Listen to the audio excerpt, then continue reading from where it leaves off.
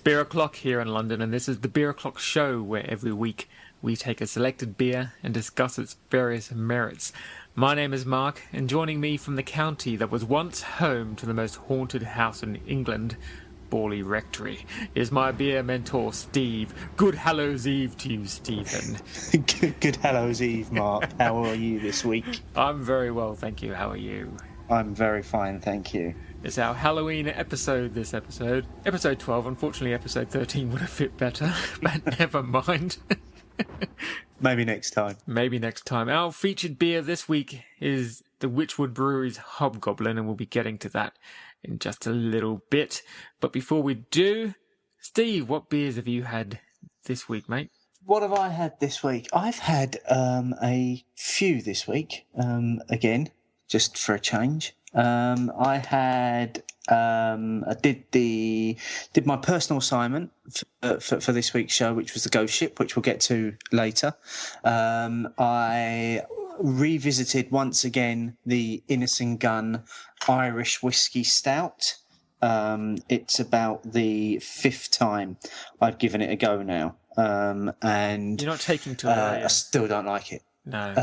No matter how many different ways I tried to drink it, it's still not a favourite beer of mine. Why is that? I don't know. It's I don't know. I don't get the whiskey flavour coming through from it. All I seem to get is the stout. Okay. The dark, rich maltiness of the stout.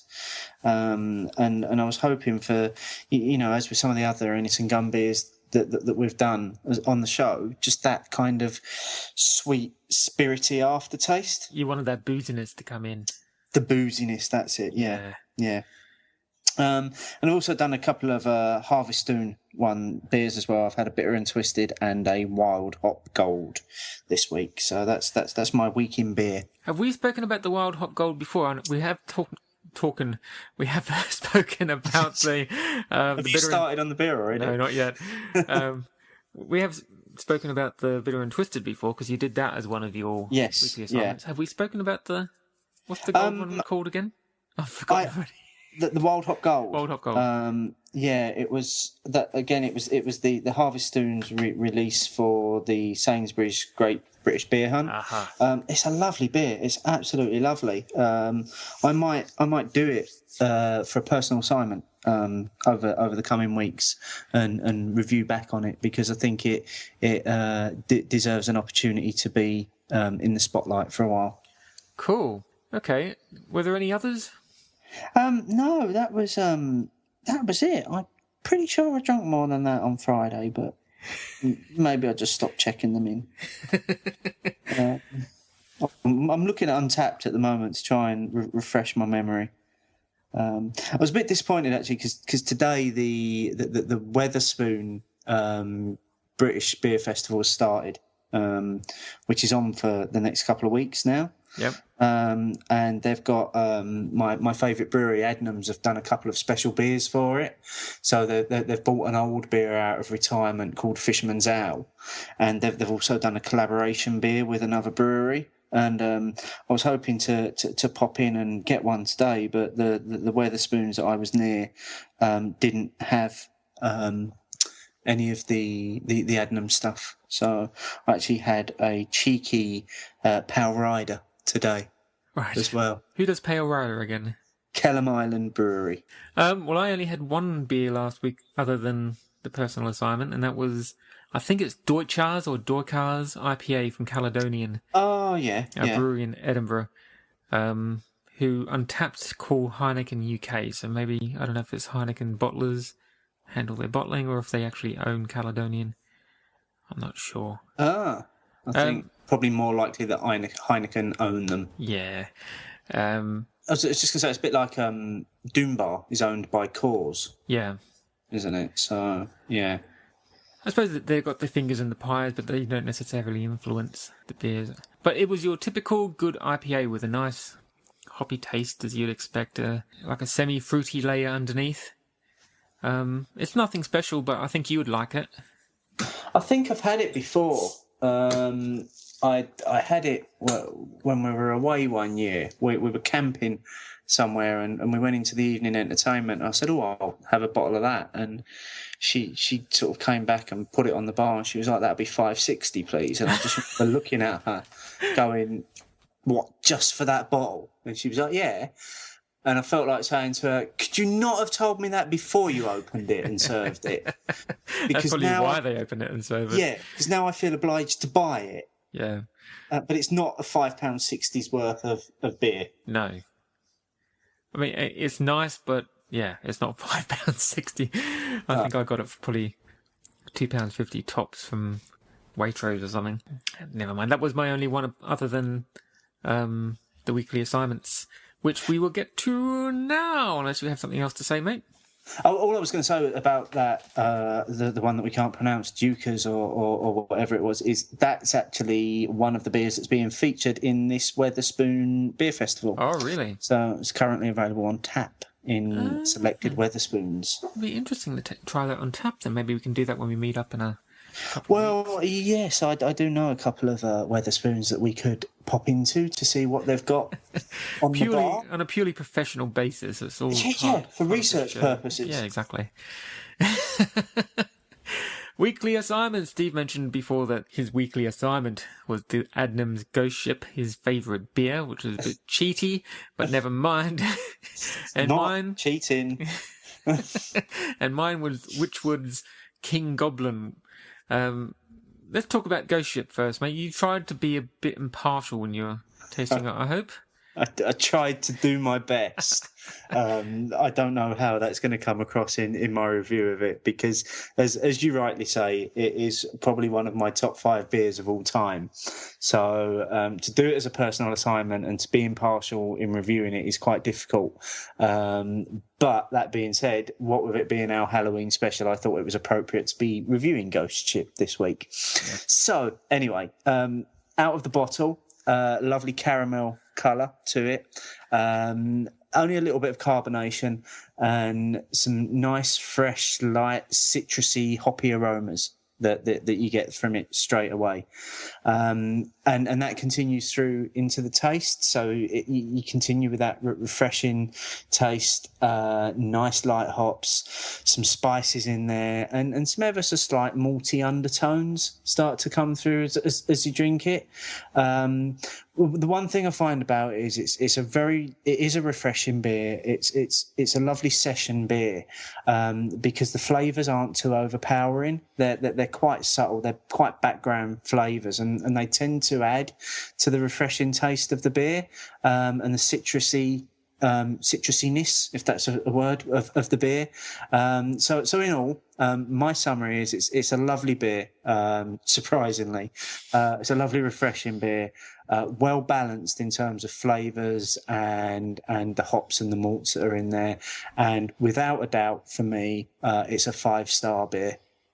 I've only had it once, and that was when I was visiting Andy, our mate Andy, and I was drinking it out of embarrassment because when I opened it, I almost spilt it all over the couch and his dogs. So to be honest, I can't remember much of it, but I'm looking forward to trying it again. And they're doing it in cans now. That they are, which has caused some debate among the beer community, it would seem. There seems to be a split as to...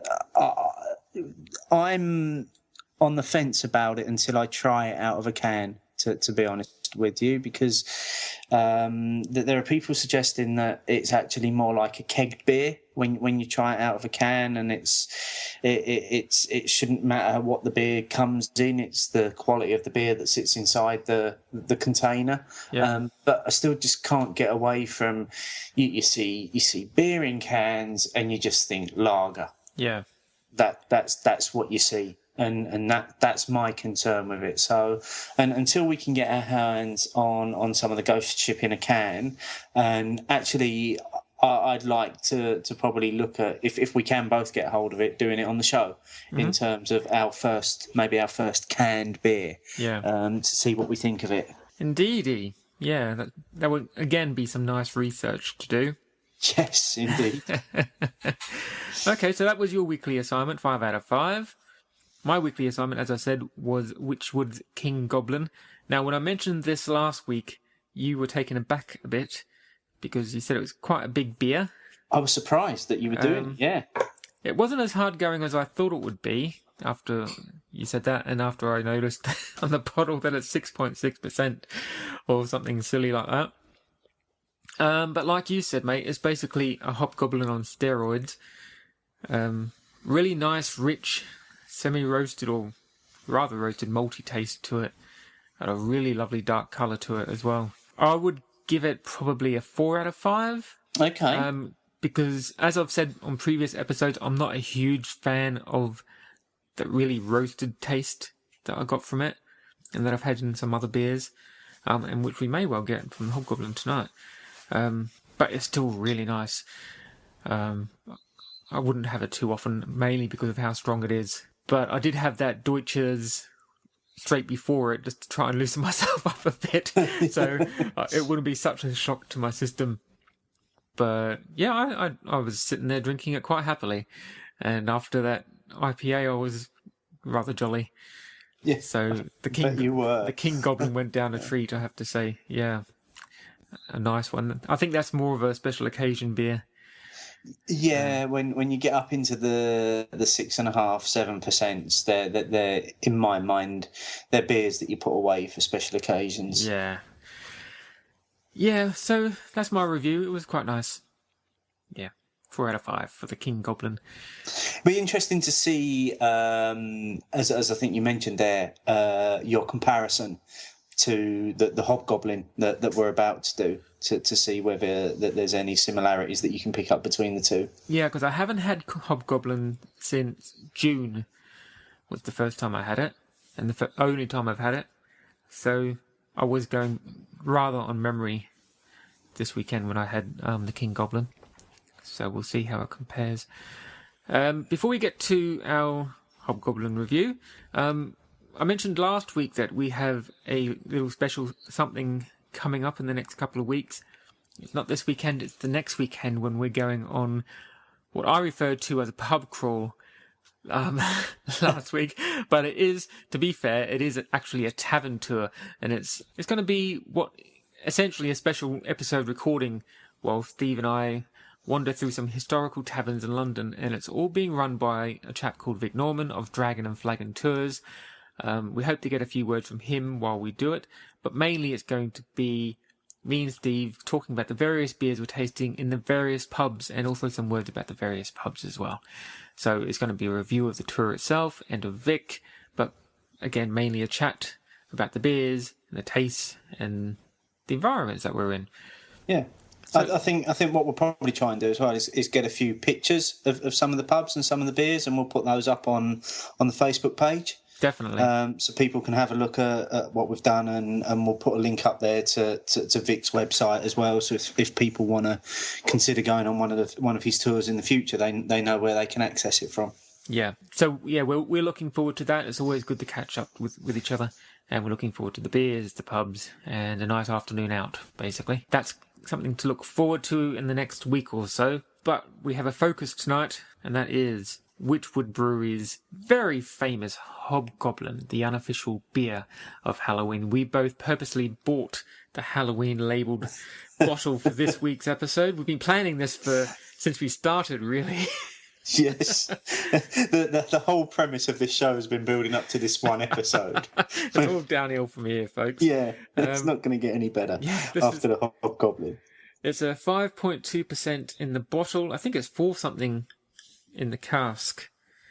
Yeah, now, and interestingly, again, Hobgoblin's being featured in the Wetherspoon Beer Festival at the moment. Oh, really? As a beer that might be available. I think they've got about 50 beers available over the 2 or 3 weeks. So don't expect to walk into a Wetherspoon and see them all available at any one time. I think they're just bringing them on and off. But I would imagine that they're probably planning on putting Hobgoblin on over Halloween.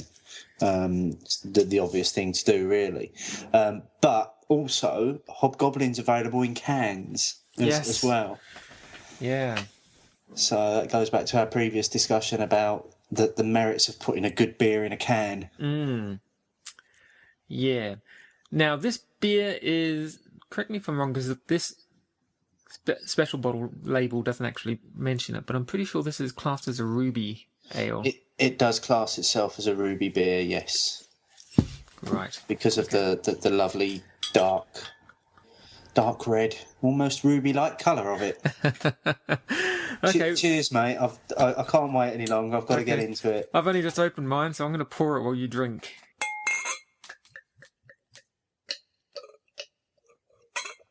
Oh,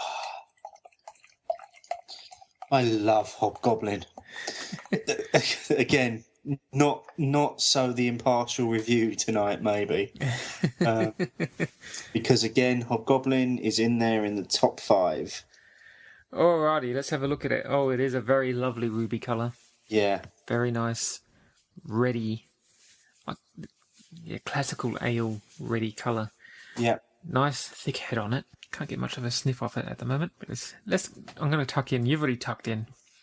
So I've already tucked in, and I'm probably destroying it at the moment. While I'm drinking, I'm honest with you. While I'm drinking my first sips, because I've been professional, why don't you tell me what you think of your initial tasting or gulping tonight? Yeah. Malts. First thing you get is the roasted malts from it. Dark roasted malts. A lovely chocolatey undertone to the beer as well. Hardly any hops at all. Some nice spicy malty aroma as well. And just a really, it's very full bodied. It's quite it's this I use the word thick beer, but it doesn't mean it's thick, but for me, in my mind, it's a winter beer. Hobgoblin. I tend to prefer drinking the darker beers during the winter and the more golden light sort of lagery beers during the summer. Mm-hmm. But yeah, I mean, I've been, like I say, it's hard to be impartial because I've been drinking Hobgoblin for years. It was probably one of, like yourself, it was probably one of the first ales that I ever tried, and I was very much drawn to the bottle and to the label on the bottle. And I think at the time they did a range of various mythical creature themed beers, which I don't think they do so much anymore. I think they just focus on more the Hobgoblin now. It's just rich. It's malty, and it's chocolatey. Yeah, I remember the first time I had it, I could really taste the chocolate in it. I can't taste it so much tonight for some reason. Now, to compare it to the King Goblin, the King Goblin was like this but stronger, but it had the really roasted taste to it, which this doesn't have. Mm. This has got the malts, definitely, but it doesn't have that roasted bitterness over the top. Very nice, though. It's a beautiful beer. It's in my mind. It's there's not a lot wrong with Hobgoblin as a beer. What else are you getting there? You're searching for something. I hear it. I'm trying to taste the fruits and the citrusy bits that some people say they find in it. See, now I don't see that. I really don't. Because if you go to the Wychwood website, which is a great looking website, by the way, it's all Halloweeny at the moment. It looks awesome. On the Hobgoblin page, it has a tasting video. Oh, okay. I don't know who it is that's in it. I don't know if it's one of their brewers or a beer expert that's doing little promos for Hobgoblin. It's only about 50 seconds long, but he's talking about how it's got hints of fruit skin in there and pears or something like that. But as usual, these kind of things, I can't taste all that. Yeah. Well, this one appears on our friend Cyclops Beer. Yep. And again, wouldn't disagree with a lot of this. So they're suggesting you're seeing dark ruby colours. I'd say yes. Mm-hmm. Smell is smoky and roasted. And the taste is roasted, malty, full-bodied. So almost sounds like my review. Yeah. And then a 3 out of 5 on the bitter and a 3 out of 5 on the sweet. So I would say that we actually nailed that bit before we checked it. Ticked off all of those things there. I went to Apart from smell maybe it. the smoky. I went to smell it and tipped it too far forward and got some up my nose. So I can definitely taste. I can definitely smell the roasted malts now. Now that's up my nose. Interestingly, it says it's from the Wychwood Brewery, but it's actually a Marsden's beer.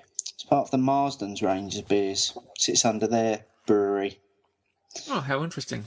Which I guess probably just means they bought out the Wychwood Brewery at some point. Huh. But interestingly, actually saying that, when I did the Adnams tour a few months back, they said they don't actually bottle their own beer; they just brew it. Once their beer's ready, they ship it up to Marsden's for bottling. Oh, really? And then it's bottled at Marsden's. Oh. And then sent back down to them. Maybe it's all cutting costs and centralising the operations side of things. Yeah. Well, I've managed. I don't know how I acquired this, but it came home from the Great British Beer Festival with me, and it's a Marsden's beer glass, and it's got a number of other brands all over it. So you've got Marsden's as the main brand. You've then got Ringwood Brewery, Banks's Brewery, Wychwood, Jennings, and Breakspear. So they must all be part of the same group of breweries. But also, if you want a Hobgoblin glass at the moment, Sainsbury's currently doing a Christmas pack, 2 bottles of Hobgoblin and a Hobgoblin pint glass. Oh, really? Yes. Not my local Sainsbury's. I'll have to check the one in Bury St Edmund next time we're up that way. I'll tell you where I saw it, which is now a new local haunt of yours, Liverpool Street. There's a Tesco Extra. Oh no, it's not Sainsbury's at all then. Tesco. There's a Tesco Extra Liverpool Street that had it in there. Inside the station? No, it's just outside the station. It's at the not where McDonald's is at Liverpool Street, but the other end. There's a Weatherspoon pub. You'll soon find the Weatherspoon pub. I'm sure you will. It's opposite the Weatherspoon pub. Okay, I'll have to go for a walk. Yeah, I'm pretty sure it was Tesco's, not Sainsbury's.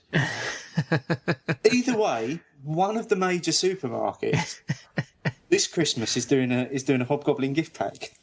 Right, well that's my mission for tomorrow night then on the way home from work. To Tesco's in that general vicinity and see if I can find the Hobgoblin pack. Because I have seen some Hobgoblin gift packs around, but they've got 4 bottles on them. They haven't got a glass on them. No, this was 2 bottles and a glass. Quite a nice little gift pack. Cool. Okay. And you picked up the Bath Ales gift pack the other day, didn't you? The one that I picked up a little while ago. No, I didn't pick up the gift pack. I was in Waitrose and they were doing an offer on beer. And oh, okay. Bath Ales was one of the beers within the offer. I think it was like 4 for £6 or something ridiculous like that. And I quite literally cannot pass up an offer where it's in any supermarket where it's any number of beers for the lowest amount of cost. Yeah, so you got one of them with the Bath Gem. Yes, it was. Yeah, which we're going to do. Is it next week we're doing that? I think so, yeah. Yeah. So that'll be good. Yeah. But meanwhile, I'm still working my way through this Hobgoblin. How are you doing? You're almost done, I suppose. I am almost done because I'm absolutely loving it tonight. There's almost a subtle spiciness to it as well. Yeah, that's one thing I do like about Hobgoblin, is that nothing about it is overpowering. No, it's so well balanced. I mean, there's not much hops there, just enough to give it that little bit of a ting. Yeah. The malts are there, but they're not overpoweringly bitter or overpoweringly roasted. There is that slight roasted taste in there as well. And that spiciness is just there to give it a little bit of a little wave through it. Yeah. It's very nice. Yeah, it's a lovely beer. I mean, I'd be interested as to how it got to the point where it started referring to itself as the Unofficial Beer of Halloween. Maybe if any of our listeners know and would like to let us know, then please do. I know that on Twitter, Hobgoblin Beer actually follow us, don't they? Yeah. So it might be that they're able to offer up other than it being quite a obvious marketing ploy, whether there's any links there, because Wychwood also bring out a beer called Pumpkin at this time of the year as well, which is a pumpkin beer, which I've never been inclined to taste because I can't think of anything worse than the flavour of pumpkin in my beer. Yeah, I think that would be rather an acquired taste. I would say massively so, yes. Okay, well, we're coming to the end of this. I've got a couple more mouthfuls to go.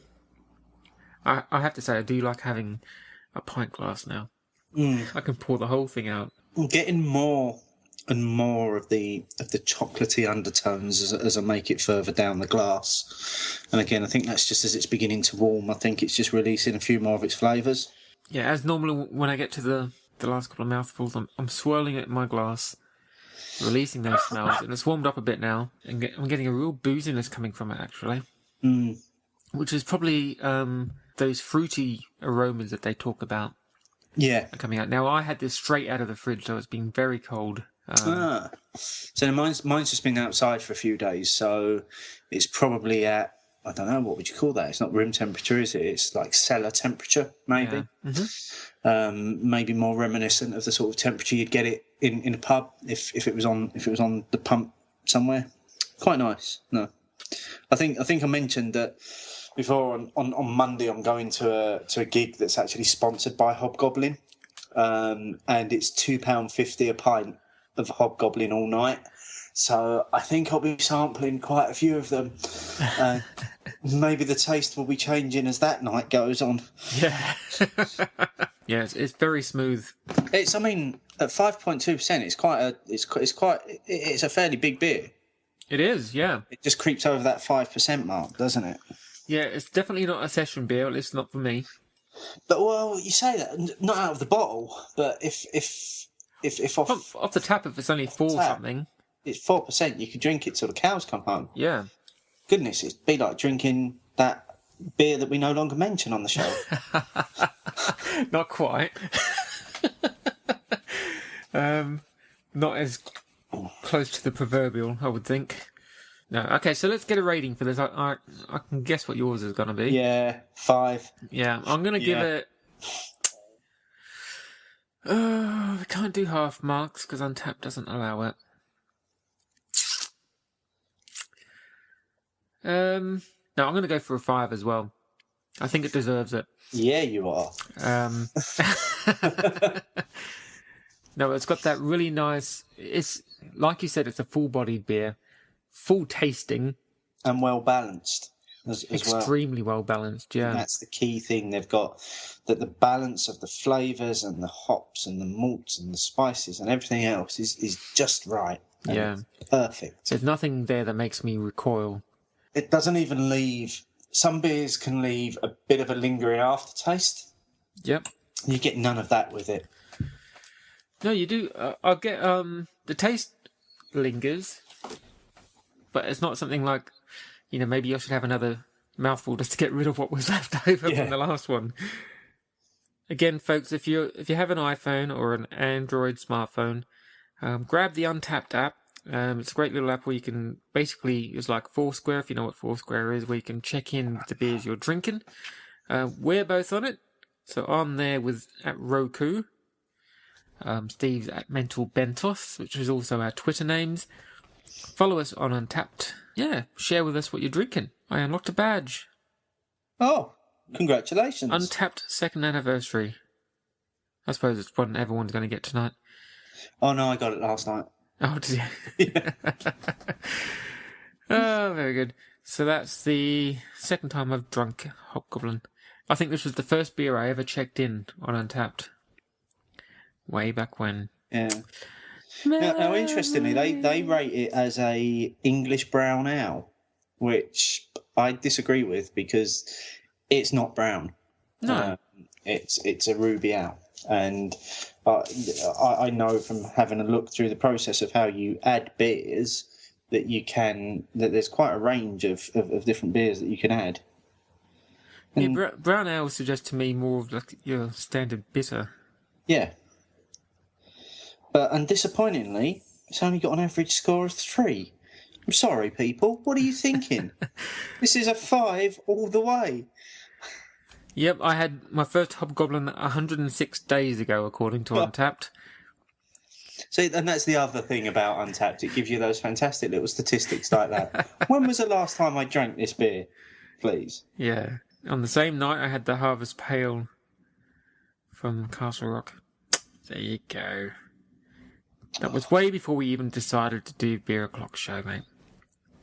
I was on holidays in the Isle of Wight and bought this in the local, what was it?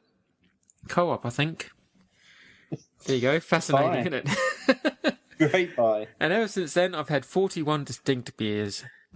I'm closing in on my 200th distinct beer. I think I'm at 198 at the moment. Bloody hell. And I'm thinking I'm going to have to celebrate it somehow with a very, very special beer. Yeah. And I'm hoping to get a new badge for it as well. I think about 35 of those distinct beers have been since we started doing this show. Quite possibly, yeah. Yeah. Oh, memories.